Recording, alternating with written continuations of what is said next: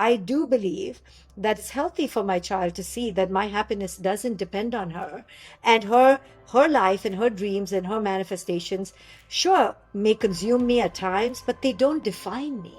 But I think as mothers, especially because of that whole, good girl syndrome, we believe that our identity is to be a mother first. And I don't do that anymore. I did till I realized how toxic it was.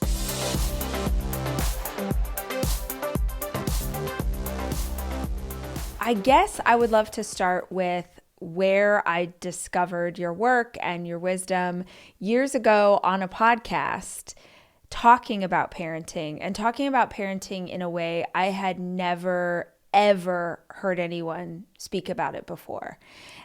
Just as a backstory, if you don't know this about me already, I have 4 children. I had my first child when I was 24, which now seems just absolutely wild. So this is a long history for me and a big part of my life, and deeply ingrained in my culture that this was my job as a woman, was to be a mom. And that creates all sorts of interesting perspectives. So I would love to talk about, how did you get into this work of conscious parenting? Could you just give us a full roadmap of who you are and what you do? Sure, sure. So, like most of us in our generation, I too thought that parenthood was something that would come naturally, intuitively. You just have to be loving and have some patience, and kind of financially secure. And I had checked all those boxes and I would be fine. However, once I began doing two things. First, I became a clinical psychologist and began working with parents before I became a mom. And I realized, oh, this parent is checking off all the boxes, and that one is doing the same thing, but they're in deep shit, right? They don't know how to do this thing, and they are in so much trouble. However, because I had not yet become a mom, I had this superior attitude that psychologists have in abundance as well, and non-parents, right? We're so superior. We're like, oh, this parent, even though they check off the boxes, they're just not doing this right because they're just, inferior. Then I became a mom, and everything just fell apart, really, because no matter how many boxes I checked even some extra ones, like a meditator from the age of 21, a clinical psychologist. I had 3 bloody master's degrees. And by like the time my daughter was 6 weeks old, I was done. I was like, okay, it was so nice knowing you and thank you for the experience, and go back like wherever you came from. I just couldn't do it emotionally, psychologically. But then I felt so much shame for all the reasons of my checking extra boxes. I had no one to talk to, and it wasn't talked about. And so I plowed through, but by the time she became like a human who had needs and an attitude and an opinion, by the, 12-month mark, when we begin calling them terrible twos for a good reason, um, I was just not doing this right. And I then had a come to Jesus moment where it hit me that all my meditation on the mat and all my psychobabble to all my clients and that ego that I was battling in my spirituality was actually showing up here in parenting. But no one talked about the parental ego. So I was like, am I the only human who is so evil that she has this big ass ego with her kid? Am I the only cruel, evil mother who's so deficient that her ego is showing up and her daughter is not even like 2 years old? And I felt guilt. But then, upon doing deeper work, I realized, wow, this is the best kept secret. Like, no one talks about this thing, this monster called the parental ego. So I began to talk about it, and I began losing all my clients. I began like my income went down. My husband at that time was like, "Hello, this is not good for business. You do not tell a parent that they have an ego." And I just had such a spiritual metamorphosis though in my own motherhood.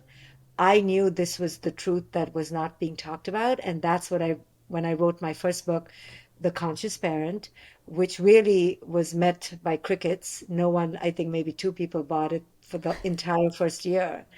But then one brave mother, and it was the women, I have to say, and another brave mother began to call me, write to me, and say, "Oh my goodness, you're right. It's my shit. It's my crap. It's my ego. It's the way I am looking at this being in all the wrong ways that is creating the dysfunction." And then, then Oprah picked it up, and then, I would like to say the rest is history, but it continued and continues to be an uphill battle to get Yeah. parents to realize that their dysfunction and their disconnection with their children has nothing or very little to do with the child and all to do with themselves. So that's been my journey, and I practice conscious parenting. A bit late. I discovered it by the time my daughter was 2 or 3, began implementing it. So she's my guinea pig, I tell her, and I'm so grateful. And I've saved a lot for her therapy. Um, but I have been able to salvage quite a bit because of the power of conscious parenting. There is a way out of this madness called parenting, but it can only be through conscious parenting. I mean, I just Yeah. don't see any other way. Well, so for listeners, I want to imagine that every listener is super evolved on the spiritual journey. But for someone who's just kind of dipping their toe in the water, I feel like it's important for us to say when we talk about ego, we don't mean like egotistical. We don't mean what society would commonly use that word for. Could you kind of unpack what the ego is for us as human beings and then how it shows up as parents? Yeah, what a great question. So the ego, as I talk about it and a few others, is the self that we create to get the love and worth that did not come organically in childhood. So when we are born, I like to think of ourselves as the most whole, where we come to manifest who it is we are without any compunction, without regret, no guilt, no shame. We're just ready to be. And you have, but if your readers have observed, they're very young children just are. They just are in their own organic authenticity, and they are in the moment. But culture has told us that that is simply not good enough, and we need to do to become in order to receive trust, approval, validation. Now, that is where the rubber meets the road, and the child quickly, because the child knows it needs to survive, quickly realizes it needs to trade its authenticity in this barter and exchange program for connection, for survival, for its needs to be met. And the degree to which it does that trade, the delta between who it organically is versus who it needs to become, is what determines its initial disconnect and determines on how, it's based on how conscious its parents are. We all grow up with a delta, but how wide that delta is between our organic authenticity and the egoic false self that we have to put on, the masks that we have to put on, that delta determines how messed up we are in life, and how long our search will be to come back home to our authentic selves. So the ego is the representation of all the masks we have to wear, the mask of pleaser, the super compliant one, the obedient one, the silent one, the achiever, the comedian, the superhero, the savior. There's so many masks that we wear in order to desperately hold on to the shards and crumbs of worth that we believe we need. Actually, we don't need any of it, but of course, in childhood, we do. So that's where the foundation gets cracked, and then the crack just becomes an abyss and a void, sometimes too deep by the time we're in our 30s. And now we try to fill that void, but we don't look inward because all our life we've looked outward. So we fill it with, the prescription pills or the addiction, the substance abuse, the relationships, looking for that which was our birthright but was stolen from us. So, an example of this that I'm thinking of is the sort of in my culture, like Southern culture, I grew up inside of a really conservative church. The role of a little girl was to be a good girl. And a good girl came with very specific ideas about how she showed up, right? So she was quiet, she should be seen and not heard, she should be beautiful, she should have, well mannered and all of these things. And by the way, that was exactly what my mom was told and her mom before her. And I just want to sort of make this connection for people that it's like such a big thing to unpack if you haven't ever thought about it before. But it's not necessarily that those are the right way to be. It's that the culture you were born inside of believes that that is the right way to be. This is how boys are supposed to function. This is how girls are supposed to function. This is what it means. And it's coming into a parent or two parents or a whole family, right, who has an idea about the way they want you to show up that starts when you're very little. So it's, don't yell, don't make noise, don't be so loud, don't be so high energy. And you sort of learn to conform because you said when we're little, we need that connection. That's how you stay alive. You need someone to give you food and shelter and water and keep you safe. And just for listeners who maybe haven't done as much of this work, I would love for them to make the connection to possibly who they are in their spirit, or maybe who they're discovering they are now that they're a bit older versus who mama told them they needed to be or who daddy said that they needed to be. Because what I think we find, and I just, know your work, is that then we take that same stuff and put it on our own kids, right? It's just this cyclical thing. It keeps happening for generations.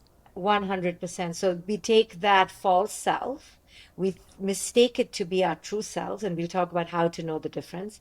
And then we put that false self into our parenting, into our marriage, into our relationships. And now we're operating out of false self. And then we don't realize, but the other person is pretty much in their false self too. Or as a parent, we then help curate the kid's false self. So now the kid is in their ego because they're in flight or fight. They are trying to survive. We are in fight or flight, but no one knows it except when all things fall apart.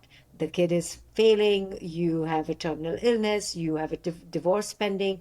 That's when you have a potential reckoning where when your ego is ready to crumble. But what typically happens in those moments is that we kind of buckle down even more and become even more toxic, because we're so scared of that ego crumbling. So what happens with girls especially, and I think every Indian girl grew up in your church, what happens is that we girls, and I'm talking very stereotypically, okay, the female, Right. because of Right. her physiology, because of her childbearing capacities, she's been endowed with these nurturing hormonal tendencies. Whether we like it or not, we have oxytocin, we have the love hormone, we have the connecting hormone, we have milk that can be lactated from, we have the womb. All that physiologically sets us up psychologically to be natural caregivers and pleasers. That's just natural. It's kind of a chip. But culture marauds that and teaches us that our giving to the other needs to now be giving of the whole self.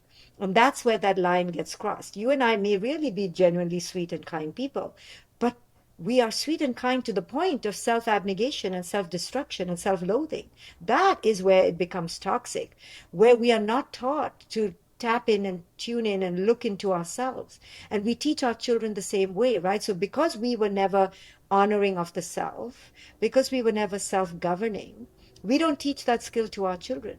So, in very subtle ways, from the age of 2 and 3, when our children say, Mommy, what should I do? You're like, oh, do this and this and this and this.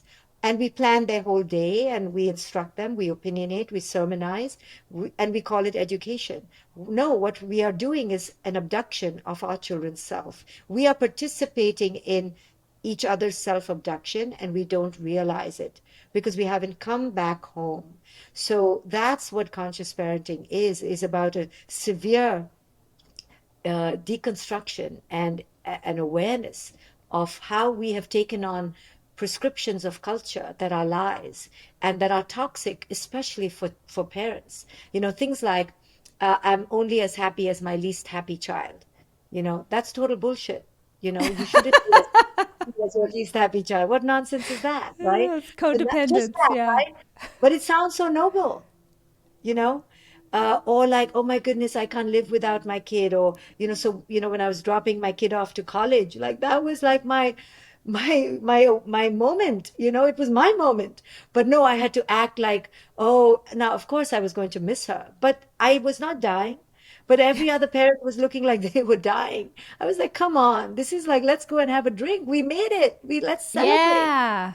But culture, demonizes the mother, especially if she has her own authentic spirit and life. But that's really healthy. Like I do believe that it's healthy for my child to see that my happiness doesn't depend on her, and her life and her dreams and her manifestations, sure, may consume me at times, but they don't define me. But I think as mothers, especially because of that whole, good girl syndrome, we believe that our identity is to be a mother first. And I don't do that anymore. I did till I realized how toxic it was. And I debunked that, I shed that. And for me now, my main goal in life is to be me and to be Right. more authentically myself, because in that is the health that I set others free from, because I'm free of them, they are free of me. And that's liberation. And that's true connection, where we're not identifying each other's emotional well being on the other. What's so interesting too is that I think most, let's just use mothers because that is predominantly who's going to listen to this conversation. Most mothers, I think if they're healthy and rational, would not want their child to be dealing with the same toxic ideology around codependency, around parenting. They would not want their kid to have these things, to still be dealing with these things 20 years from now. And not understanding that the way, at least from my perspective, that we can have the most whole, healthy, happy children is to become the most whole, healthy, happy human being. So it's this like cultural thing of if you try and work on yourself, figure out yourself, separate yourself from the children, then you're selfish. Then you're only about it. But what is the alternative?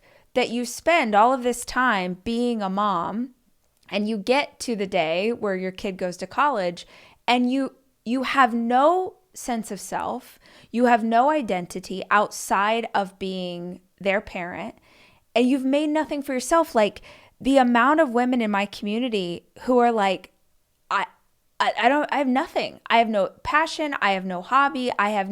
All I do is take care of the kids. And it's no wonder that they're burnout and they're discouraged. And in some cases, they're super bitter. But at the same time, they won't like take the time to invest or care for themselves. And do you think, is that because that's the example that we had, or why does that end up happening?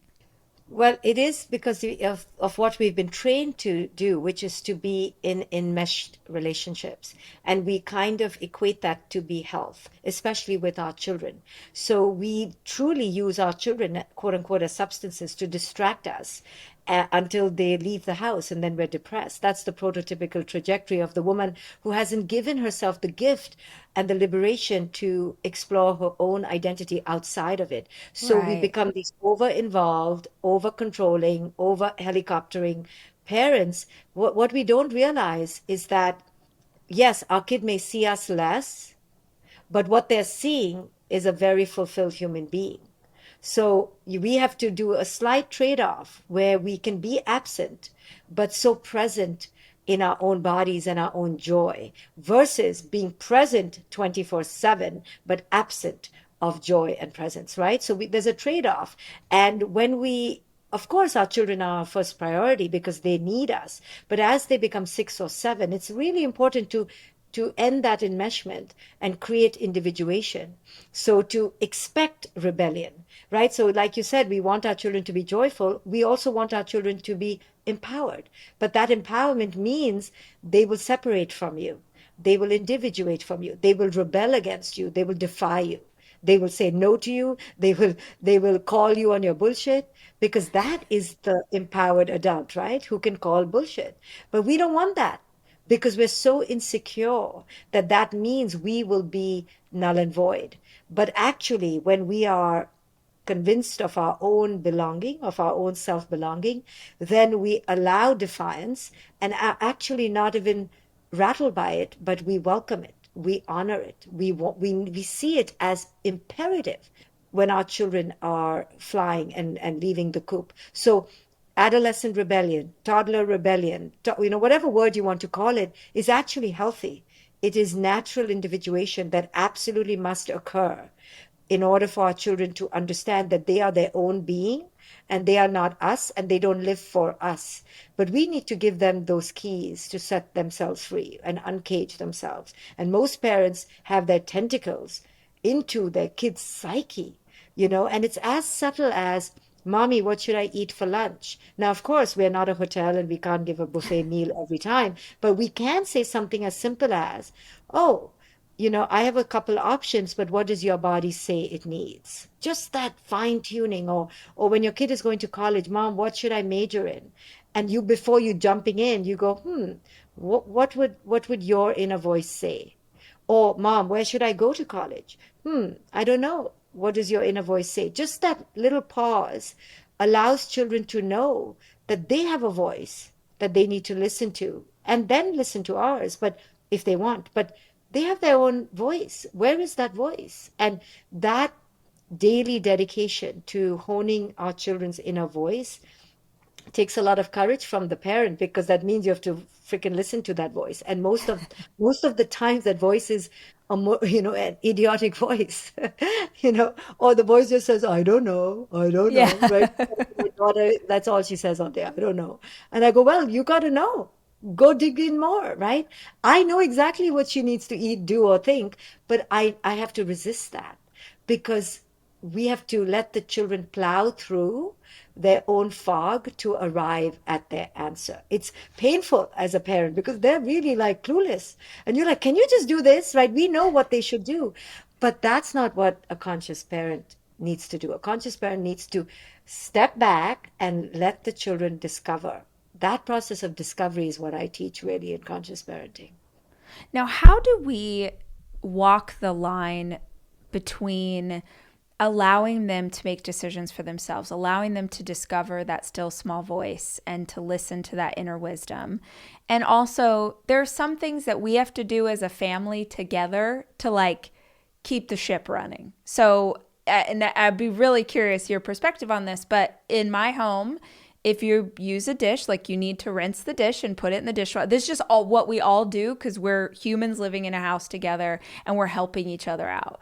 And teenagers like push back on that a little bit, but it's just sort of the way that we function. What's the difference, or what's that line between there are things that we do as a family, these are sort of our family values that we're going to do to make this life a bit easier on all of us, and we want you to have the freedom to be who you are? Yeah, you actually just gave the answer, so I'll just cull it out of your own question. There's a doing and there's a being. Conscious parenting is focusing on the being, but that doesn't mean we don't do. So we pick up the garbage, we, flush the toilet, we brush our teeth. And the problem with many families is not that they don't know what the doing is versus the being. The problem is there's too much doing. So yeah, you can have a few doings in the day, but if you stack up your kid with a lot of doings, like, oh, now we're going to separate the winter clothes from the summer clothes, and the kid is 4 years old, you're going to get resistance, because the kid can't do too much, right? So you have to, there's doing, but keep it within the developmental age appropriate, right? The other day, a parent said to me, what do you think, Dr. Shefali, of my 6-year old, making her bed and putting her clothes in the hamper and getting ready and having a shower and coming down and having a smoothie and helping me make breakfast? I was like, oh my God, I'm exhausted. What are you expecting a 6-year old to do? So we actually err too much on the doing, and then we are entrapped, right? I was like, the kid cannot make their bed. The kid at 6 cannot make their bed and do that and do that. So maybe twice a week they make their bed. Like you ease them into this, right? Like when a kid comes home tired from school, you should hear the instructions coming out of your mouth, right? Put your backpack away, put your shoes away. Now go wash your hands. And then come on, let's eat for 12 minutes and then let's start our first activity. I mean, what do we expect our kids to do? Kids live in the being state. So of course they need to do, but be careful. If everything is a doing and a law and a rule, then you and yourself are going to be your worst enemies because you have a one long list that you've decided all needs to be done by 7 p.m. And children don't run by machine. You're looking for the button. There isn't a button. So be careful because children actually are not mini yous, mini adults.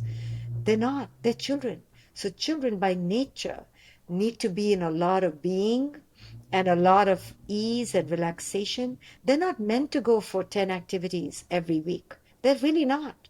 So we in this mad culture have overemphasized so much structured instructional doing, and we've taken out the play, we've taken out the unstructure, we've taken out the free time, we've taken out the dream state. And that's why we suffer because we are going against the grain of what childhood is about. And I actually talk about that a lot in my book. It's my new book called The Parenting Map. I talk about how to stay in the play state, how to stay in the connected state. Children need connection. They don't need to go for an art exhibit at the MoMA. They really don't. They don't need to go skiing in the Alps. They really don't. They just need a childhood.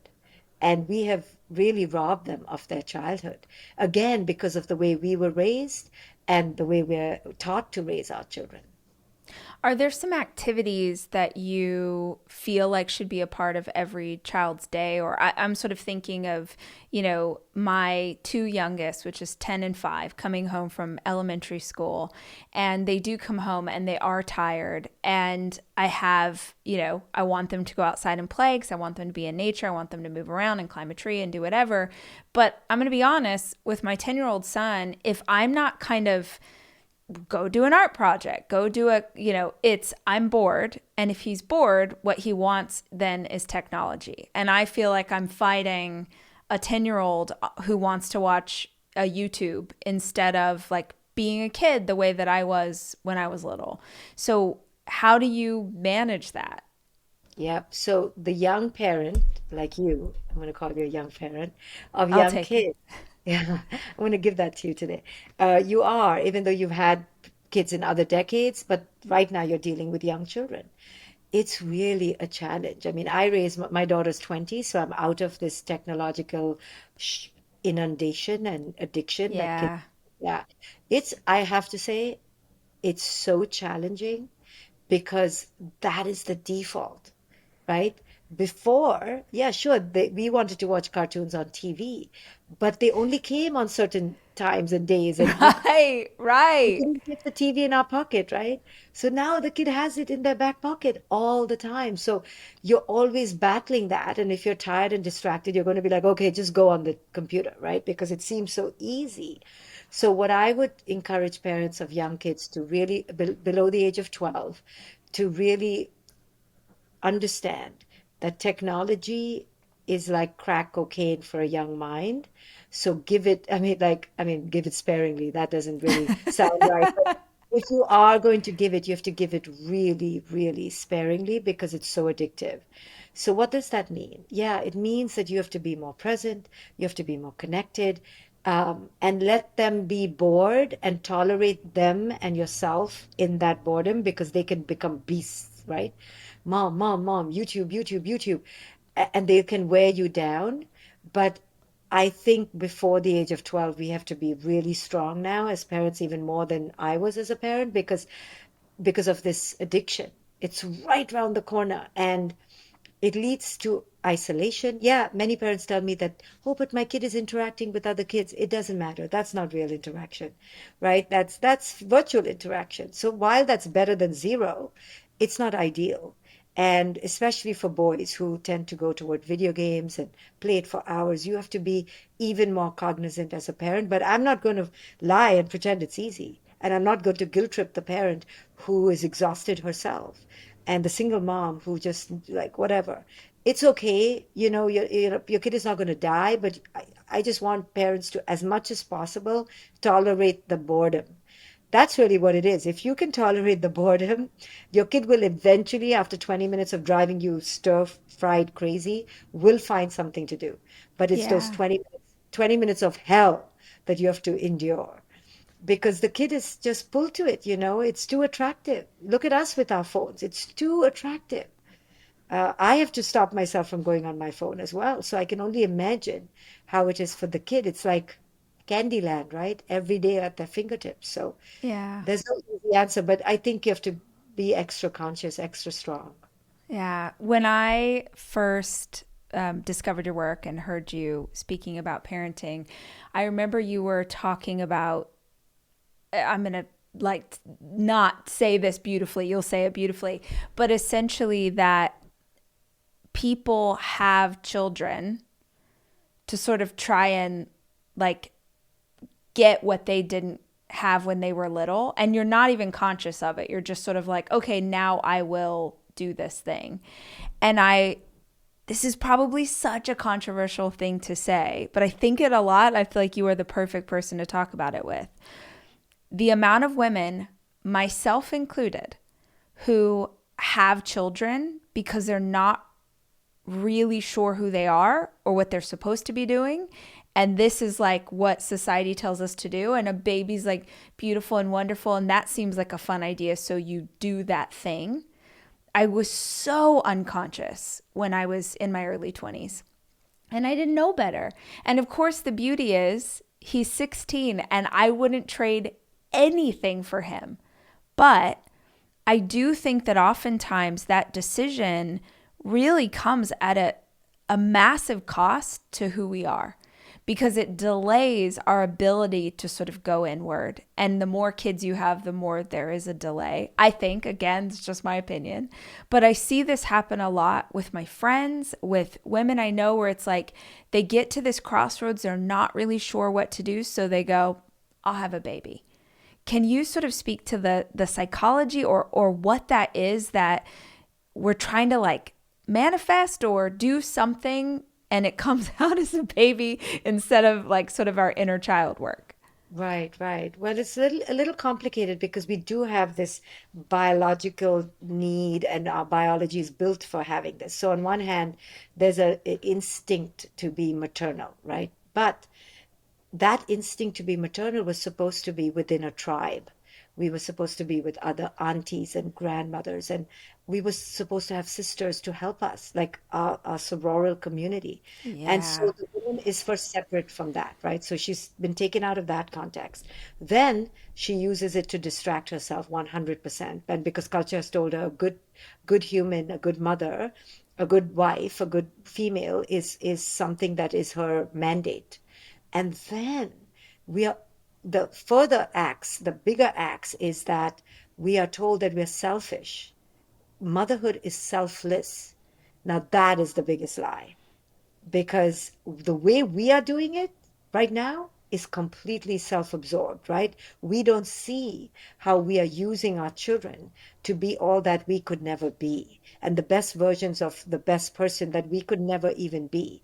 And how when that child is not, how we get so upset, how we get so disgruntled, how we project onto them, right? And that's what conscious parenting teaches is how are you using your child to complete yourself? How are you not seeing that this child is completely their own ultimate sovereign authority and they have really no obligation to you? They have no obligation to you. And parents will go, but I raised them. And I go, yeah, you raised them. You did it. Now, if they do respect you, it should come not out of obligation. It should come out of a natural bonding and connection. But when we obligate our children to give us their respect, it's because of our ego. Our ego needs that.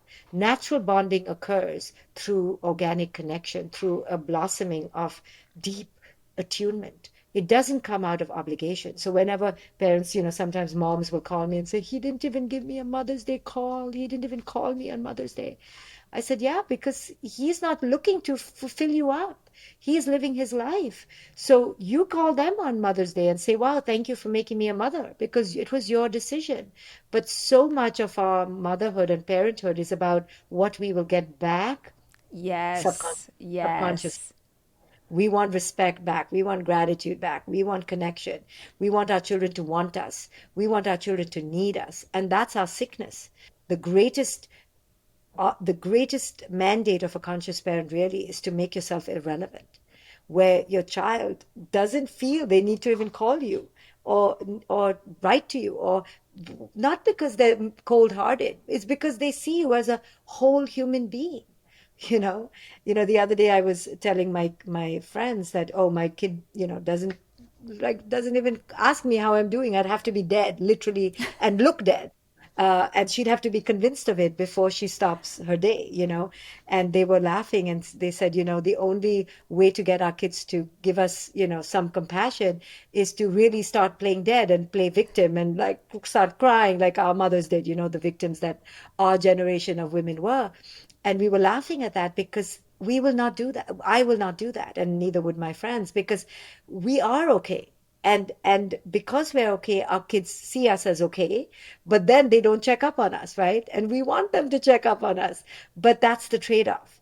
Your kids need to look at you as a whole empowered human being. That is such an amazing thing for them. But we will not get perhaps the Mother's Day call. But that's okay. We're not here to use them for that. So that's a little bit of a trade-off, right? Our kids, when you raise kids to be free, guess what? They are free. And sometimes then we don't like that, right? Because we want the trophy. We want the best mother prize every day from our kids. I love you, mom. Thank you, mom. Right? That's what we really want. But that's not a free kid. That's an obligated kid. So which kid do you Yeah. want? Yeah. The you said the thing about uh respect. This is something I hear because I have two teenagers, and I host dinners a lot for their friends. So we'll have a house full of teenagers, everyone's talking. And so one of the things that I hear a lot from other teen parents is this idea of a teenager being disrespectful. They're disrespecting me. And when I ask what that means, it's usually a challenge to just anything that's different than the way that parent thinks. They see it as a sign of disrespect. And I'm like, "Oh, did they raise their voice? Did they?" And they're like, "No, but I said this is the way it is and this is the way it is." And he's being disrespectful if he, and I'm like, "Whoa, this is wild. Like you're trying to create, I don't know, like you. You're trying to recreate you and you want them to be exactly like you." And it's so stressful to parents when children sort of step outside of that. I'm positive I'm, guilty of this in some respect, but I'm not trying to raise another version of me. In fact, if I'm proud of anything, it's that I have four little weirdos who are just so unique individuals. None of them really match each other. They're all just, and I'm positive I'm messing up in other ways. But this idea that a child is being disrespectful if they don't think like you think, it like sort of hurts my heart. Is that something that you can speak to if someone is listening to this and they're like, yeah, I feel like my teenager is being disrespectful, but perhaps on closer inspection, it's just that they disagree? Absolutely, 100%. When we say our child is being disrespectful, that is a complete farce. It's a lie that we tell ourselves. It actually doesn't even exist. Disrespect doesn't even exist. Even if your kid is saying, F you, F off, I hate you. In fact, if they're saying that, that means they're in deep trouble, that they are feeling so disconnected, that they are feeling so lost. So there's no such thing as disrespect, except if you think of it in conventional terms and are full of your own ego. If you're full of your own ego, everything can look like disrespect, really. Anything can look like disrespect. I had a client once whose kid rolled his eyes and that's all he did. And she was like, Do you see? Do you see Dr. Shefali? He's so disrespectful. He rolled his eyes. So I said to her, Oh, were they your eyes? I mean, I'm sorry, I misunderstood it. Your eyes or his eyes? And she didn't get it, right? She's like, his eyes, his eyes. I go, oh, they are his eyes. And maybe the eyeballs belong to you. Maybe the lashes. I'm not understanding. And she didn't get it. She was like, he rolled his eyes. I was like, yeah, because they're his to roll. That's his priority. He didn't even say a word to her, but she felt disrespected because she's looking to be respected. If you're looking for respect, then most things are going to look like disrespect. But if you're looking to connect to your kid, then nothing can look like disrespect. Then you're just going, wow, you're going through something. Wow, you're really angry with me. Wow, how did I mess up? Wow, tell me more, right? When your kid says F you, you're like, oh my goodness, I've really fucked up. Or my kid is really feeling fucked up. They're in trouble. They're in Yeah. trouble. Either ways, it's nothing to do with your sense of well-being. It has nothing to do with you. But you can only achieve this so-called impersonal detachment, this place of equanimity, when you're not looking for your kid to fill you up in any way, when you're not looking for your kid to give you anything emotionally, when you expect to get nothing emotionally, now you can connect to who your kid is. Otherwise, you're always looking for them to fill you up in some way. And then their C grade means something for you. Their lack of participation in the tournament means something about you. Their not being invited to prom means something about you. All of it is about you. You're so right. And it honestly, I'm glad that you added that in because I think people could be dismissive of this idea that like you don't need something emotional from them because most of us are going through life wanting our partner, wanting our friends, wanting our children to be giving us something back. We're not even aware of it. But it's a great question to ask yourself how much you associate your children's successes or failures as your own. The best affirmation I can give you is they're really good kids because they are.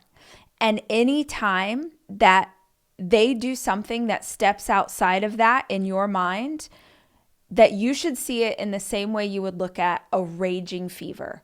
A raging fever on your 10-year-old would tell you, oh my gosh, something's wrong. And as his parent, it's my job to figure out what's going on with him that this is happening. I said, if you see something that you see as them being disrespectful, think of it in the same way. Because the boys especially, like, they don't react in that way unless they had a really hard day at school. One of their friends said something that hurt their feelings. They're feeling a certain way. So if they do something that I think most people would look at as disrespect, immediately my reaction is, oh, hey, what's going on? Are you okay? Like, was school okay? I don't get angry. It actually like pulls me down into a more grounded place because I think something's wrong with my kid because they would never typically act like this. It's so outside their character. It has nothing to do with me. I'm not taking this moment personally. I want to figure out what's going on with them on a deeper level. Yes, but that's such a beautiful reframe. And it's actually the truth. It's not about the parent. Don't take it personally. In fact, the more if your kid yells and screams and bangs doors in your face, the more they are feeling out of sorts. Yes, they are dumping it on you. And maybe you need to look at what you're doing as well. But it's definitely not because they're evil, not because they're inherently cruel. Now, you have three boys. Watch when your girl becomes 12. It will be eight long years of hell, right? So Yeah. I just knew once my daughter started her period, and I'm just using that as a benchmark, and she's 20, I'm waiting till she turns 28 for this to end, right? I knew it's a long haul. I tell all parents of teenagers, that's it. The alien ship came, they took your kid, and your kid's gone now, and aliens are there in their place, in their place. So if you understand that, you're not expecting logic. You're not expecting rational behavior. You're not expecting anything. From 12 to 28, surrender. It's now going to be a shit show. If you get days of calm and days of beauty, lap them up, but don't expect anymore because your kid is in hormonal hell. They are going through hell. And we don't appreciate that about teenagers because they give us hell. We don't realize they are going through hell. I have so much compassion, and they can be vicious. You watch when your daughter becomes 15, 16, like girls can be vicious, right? But every time my daughter slammed the door in my face and told me, you know, I'm the worst mom or whatever, mom, you're useless, or mom, I hate you. I was like, oh, my poor baby, you know, not that I condoned it and I didn't dare enter the room, but I also didn't take it personally. And when she came out and was normal, quote unquote normal, I would say things like, oh, okay, I see you are having a hard time, you know, and I could jab her a little bit, like, is Maya back? Hello, is Maya back? You know, and I would just laugh it off because I know how treacherous those years are. But all of childhood is treacherous for children growing up with adults. They are in a landmine, in a culture that doesn't support children, and in a culture that pits children against children, in a culture that now has social media raging across their screens, telling them that they're not good enough. So our children need to have empathy from us and a very compassionate, easygoing approach. And but we have to really enter that place of releasing our children from creating our identity. And that's the Yeah. greatest Oh, gift we can give them. I found myself a lot, my oldest three are boys, and then my youngest is my daughter.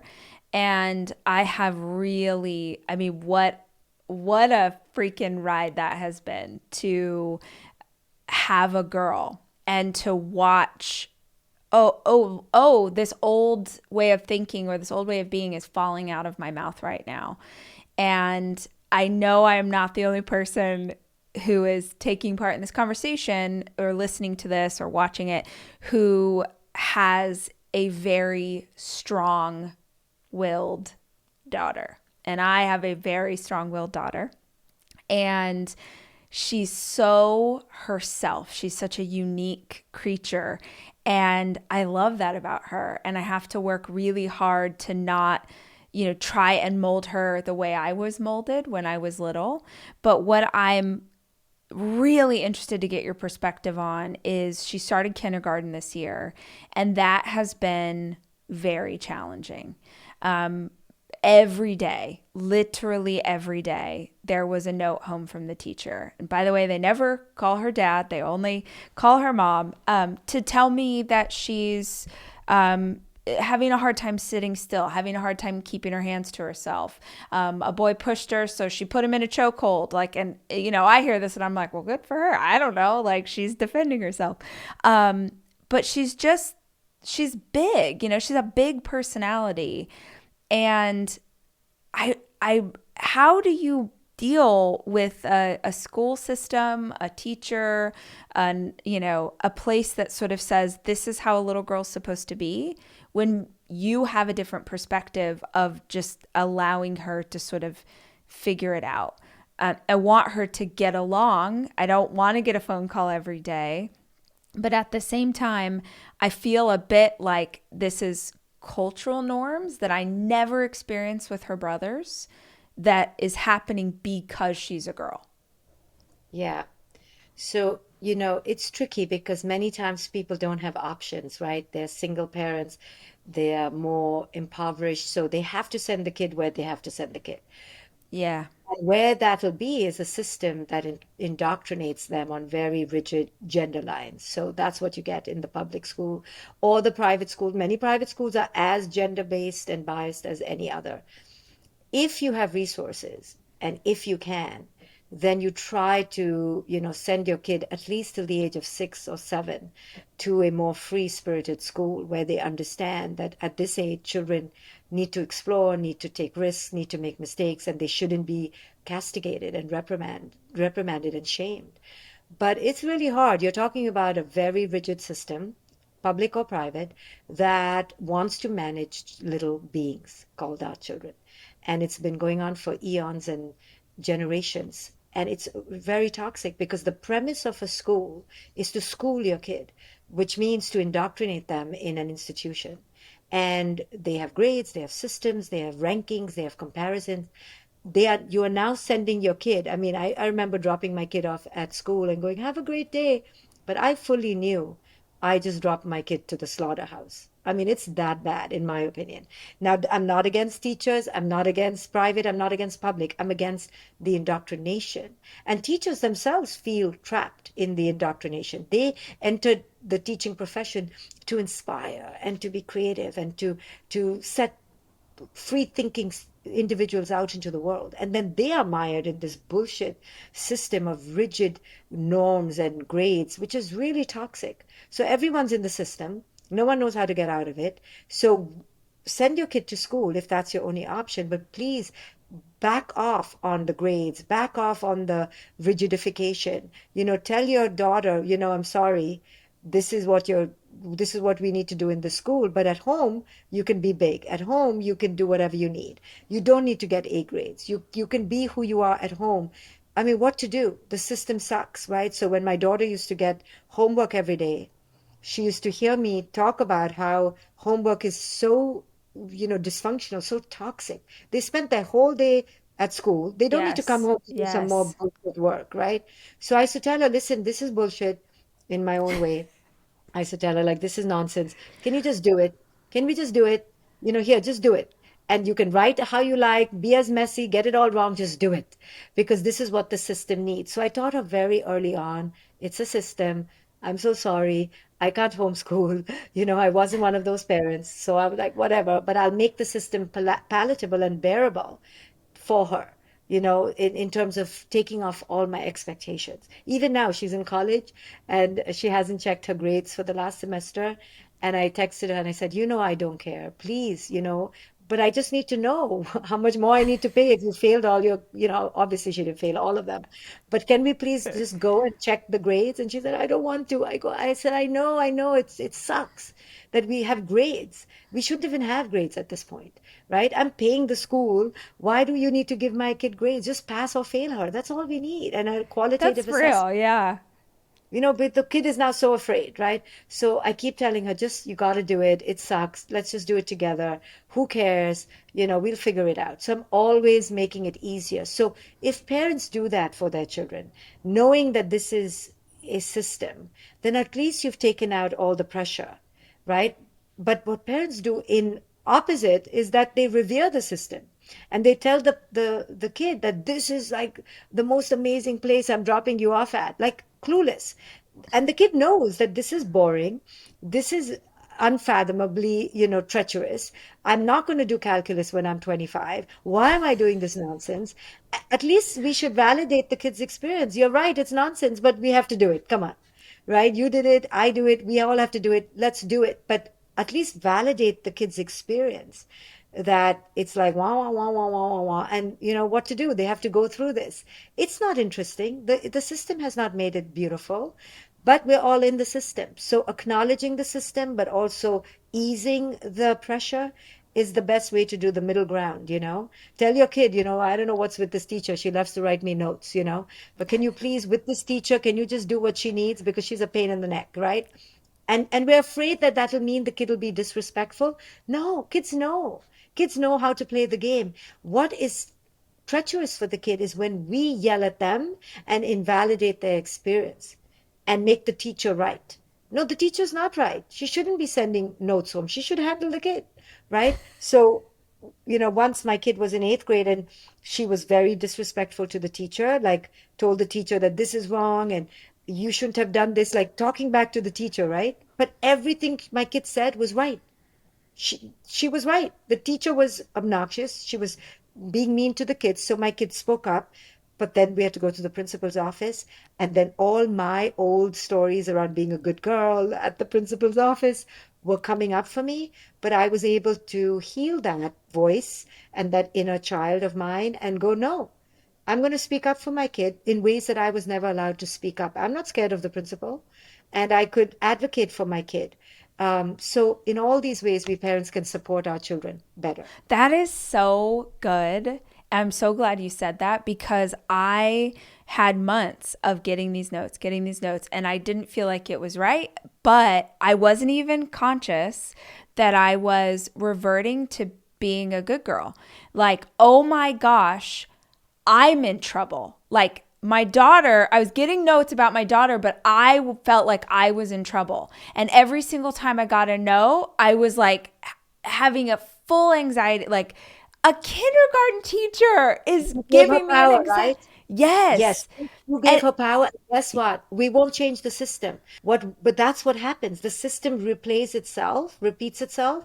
Now we're feeling nervous, right? We're like, oh my God, the teacher hates me. I don't want to go to parent-teacher meeting because she's going to yes. judge me. Who the F is this teacher, right? No, no Right. disrespect to the Right. teacher. No, it's just an example. Yes. But the teacher's caught up in her own bullshit from her childhood. Yes. So Yes. we need A to go hundred educate. percent. Yes, she thinks this is the right thing to do. We need to go educate the teacher and go, listen, beautiful sister of mine, I love you, but you're caught up in the same bullshit as I'm caught up in. We need to help each other. Listen, we have this very unique, wild spirit here. You were submerged. I was suppressed. Let's not do this to this beautiful girl. Let's work together because every time you send a note to me, my little girl collapses and then I become mean to my beautiful spirit. And I don't want to do Yes. that. So can you help me do this differently? Because that teacher is also in her own pattern of trying to control the kid. Yes. Yes. Oh So my gosh, so she needs good. help. She needs help. I yeah. But We'll edit that but with part out. So we compassion, right? yes, yes. But it Yeah. is real, and I'm so glad you said that because it took me a very long time to understand that I was internalizing when my kids would get in trouble as if I had done something. But I that's their experience. They did this thing. These are the consequences. We're going to deal with it. Listen, Um, my daughter wears like very revealing clothes, right? And she's like, Mom, this is who I am. And I'm a panic attack. Not because she's doing anything wrong. Panic attack that other women will judge me. Like, what's wrong with you? You have no control over your kid. And, right. but I had to become easy into myself and ease into she's her own person. She's got her own body. And of course there are risks, but me telling her that is only going to be heard by her as me not validating her life experience. So you'll see when your girls are a whole other kettle of fish. So when you get there, but I had to not take it personally. And sometimes my girlfriends would say, wow, your daughter is da da da da da, very judgmental and snarky. And I used to say, yeah, that's your opinion of my daughter. It has nothing to do with me. And I actually wouldn't even defend her. I was like, you can have any opinion about my daughter that you like. You are free and she is free. But that took a lot of growing up. So, I told my dad, you can have any opinion about her. Please just don't tell her. Or if you tell her, run the risk that she will not come and talk to you, right? You do what you Yeah. want to do. But I had to release myself from defending her and getting angry with them. It wasn't my battle. After 17 or 18, I told myself that my daughter's battles are not mine personally. Of Yeah. course, I'm with her, but they're not about me. Yeah. Well, it's worth asking yourself for people listening. At least this is what I do. When I'm having a more intense reaction in parenting than the situation calls for, it's usually because somehow this is a mirror for me. Like they're doing something that's reminding me of when I was 9 or what that time I got called to the principal's or whatever it was. Is mirroring something that you talk about, and like how does that manifest with our kids if listeners have never heard about it before? Oh my God, every moment that we have an emotional storm, sometimes we may not show it. So we have to be aware of our emotional storms. Sometimes it comes out in huge explosions. Sometimes it's internal. We may go eat too much. We may drink. We may not even know that we're in an emotional storm because we're just acting out. So becoming aware. And then, yes, every time, I used to tell myself, every time you raise your voice, lose your shit, you get upset or are worrying about your child, it has nothing to do with your child. Now you have touched a wound that is unresolved for yourself. I take every misbehavior of mine as an invitation to ask myself, what's really going on? What are you really scared of, Shefali? I disguise it. We parents disguise it as, oh, I'm just scared my kid won't get into college, or I'm scared my kid will be a drug dealer, I'm scared my kid will be pregnant. All this bullshit we tell ourselves, it's not true. All those fears are coming up because of our own insecurity from an old childhood place. So we have an invitation. That's why children are our greatest mirrors. We have an invitation every day when we lose our shit, which is almost every day in some way or the other, to go back inside ourselves. Small things like we eat dinner at 7 o'clock, right? Now we're losing our shit at 7:20 because no one's at the dinner table, or no one's focused, or we thought we'd have a lovely family kumbaya dinner and everyone's throwing food at each other, right? Or no one's connected. So even that is an invitation to ask, why 7 o'clock? Why does everyone need to talk? Why does he need to sit at the table? And then the old, machinery will say, well, because good families sit together and eat together. Oh, really? Let's talk about that. Is your family not a good family because they don't sit together? Right? So all your cultural upbringing comes into focus, and you're begged to answer, why is this coming up for me right now? Why 7 o'clock? Right? Who said? Right? So my daughter, when she was young, she didn't like breakfast food. So she used to say, I want a piece of chicken or whatever. I want some pasta. And I was horrified. I was like, that's not breakfast food. And then I had to ask, well, what is breakfast food? Who decides what's breakfast food? Who said? Some industrial complex called the USDA or whatever it is called said to me, or the FDA said that this is breakfast food. Who said? Hunters and gatherers didn't have breakfast food. They just had what they had, whatever they caught. So in all sorts of beautiful ways, we get to deconstruct this. And that's what I really do in my book, The Parenting Map. So grab a copy. It step by step deconstructs all the lies we've been told and how to replace them with more meaningful constructs so that you can stay in the present moment with your kid and not be bombarded with all the shoulds of culture. Oh my gosh, so good. We went in 1,000 directions today, and I feel like it works because you have so many books that touch on different aspects of parenting. So if listeners want to take a deeper dive, if you said one thing that they want to sort of go in that direction, they can find all of that wisdom. But before I let you leave, I feel like we have to go back to where we started. At the top of this conversation, you were like, there's a way that you can know if you're an ego or if you're sort of, and I feel like that is the thing as a listener I would latch on to and be like, oh, they didn't explain that. So before you leave us, will you share that wisdom? Yes. So it's really hard to know by the time you're in your 20s or 30s what is really you. Like, is my taking care of my sick partner something that's really me, or is it I'm being a conditioned good girl, right? Is my not asking for a raise really me, or is it me being a scared, compliant, person at work? Who is the real me? Well, it's a journey. We have to begin to start uncovering and unlayering because it's been years of suppression. So we begin by asking, hmm, is this me that I'm showing up as right now coming from a place of abundance? Is it coming from fear? And this is my first question. Is it coming from a place of scarcity? Like, I need to do it. I'm scared because I'll lose the approval. I'm doing it because I'm scared. Or is it really coming out of a place of overflow, like this abundance, this presence, this joy? And let me tell you, I did this experiment in my own marriage.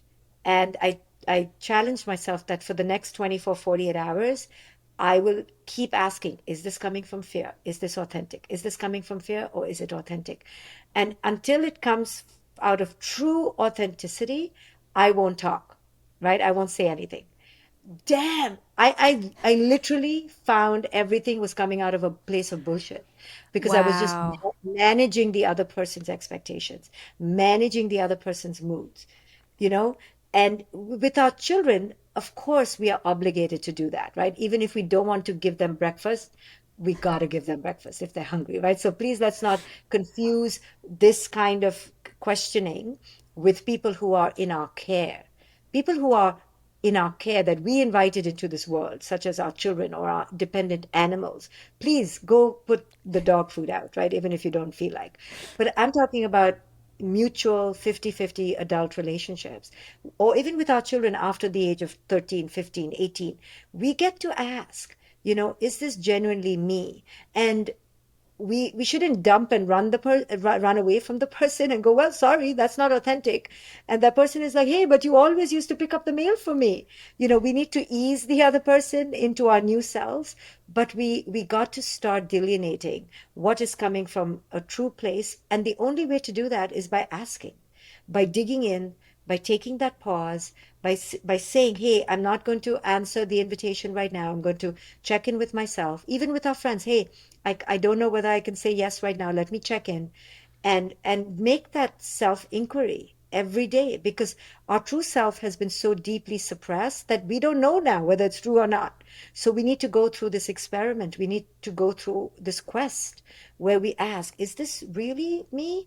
And we will be surprised by how much has been superfluous junk that we've just collected, people, places, things, and events in our lives just to distract ourselves to be the good girls. So this requires an inward journey of asking, is this real? Is this true? Is this me? Many times we answer texts just because we're good text answerers, right? We don't, especially texting, right? We feel like, oh my God, because the person sent the text, now we need to answer, especially good girls. And guess what? You don't need to answer right now.